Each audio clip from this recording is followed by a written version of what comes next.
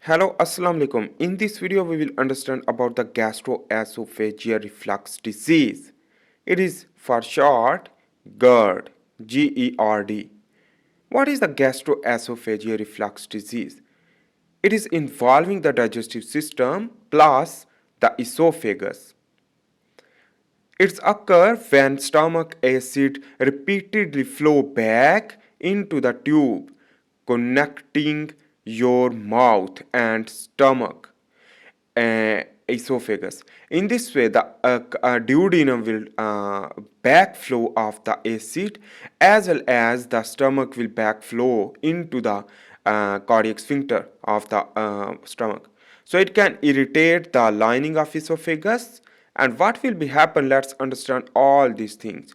Mostly able to damage by lifestyle changes and medication.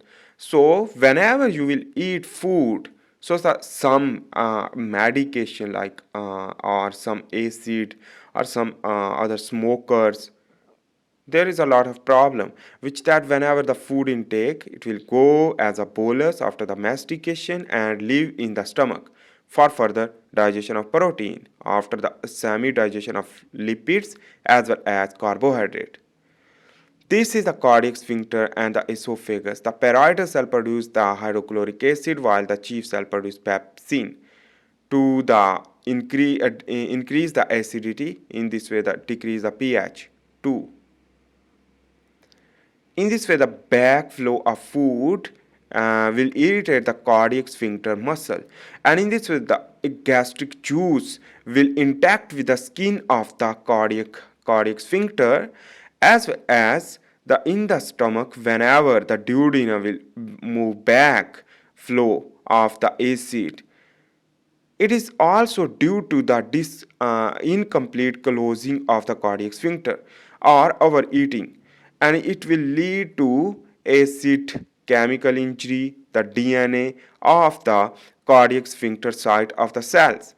So, in this way, the hiatal hernia is the risk factor, and this will lead to bile acid, pepsin, gastric acid, hydrochloric acid, and microbiome which that will intact and move back, and in this way the stomach as well as the hiatal hernia will possible due to the metaplasia. This cell damage will produce the interleukin 8 reactive oxygen species release and the depletion of the stress protein, and interleukin 8 reactive oxygen species interferon gamma and bile acid and pepsin activity, COX-2 and tumor necrotic factor alpha. These all things will lead to loss of the mucosal integrity, epithelial cytotoxicity, DNA damage, and the mutation. The esophageal dysmotility will occur, and the metaplasia will occur. The symptom and sign we will understand. The basically the symptom is the halitosis, the bad breath, and regurgitation of food or sore liquid upper abdominal or chest pain, and the troubles swallowing is known as dysphagia, while the sensation of lump in throat. Sensation of lump in throat due to the metaplasia, and this will lead to swollen and ongoing cough. Inflammation of vocal cord will lead to cause also asthma, but the burning sensation will also occur in the chest. That is known as the chest burning. It is also known as the heart burning, but it is not a true heart burning because it is the cardiac sphincter problem. In your chest, the heart burn can be occur, and after eating the mostly wars at night due to the overeating majorly. And the causes of the GERD is, let's understand about how it can cause, and we will understand about the risk factor. The acid will interact with the cell lead to injury is known as chemical injury. This chemical injury will lead to changes of the cell as a cell adaptation. This adaptation of cell is the metaplasia type. This lower esophageal sphincter relaxes after entry of bolus. This will lead to here is the acid reflux or non-acid content from stomach. By this is the cause of GERD, which that is due to the several reasons, which that cause many complications, like inflammation of the tissue in esophagus, lead to cause esophagitis, narrowing of esophagus due to metaplasia, and the precancerous changes to the esophagus and the Barrett esophagus. And in this way, this metaplasia, which that is the cell adaptation, will not lead to cause cancer if treated earlier. The risk factor is a lot of risk factor like obesity, and this obesity will lead to cause hiatal hernia as well as other, which that give the pressure of the chest.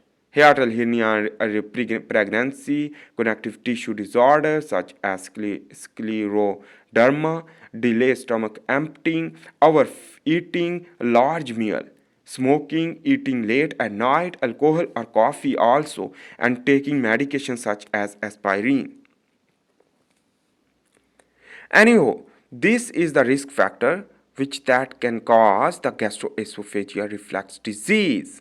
This is known as the GERD, and let's understand about the metaplasia, how the gastroesophageal reflux disease will progress.